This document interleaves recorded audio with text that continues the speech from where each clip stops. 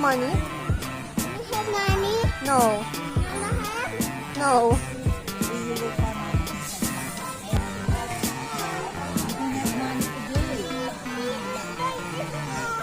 Okay, okay, may put it.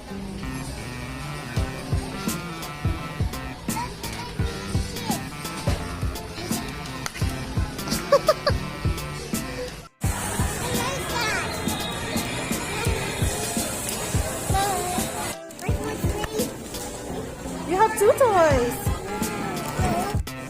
Show me your toy.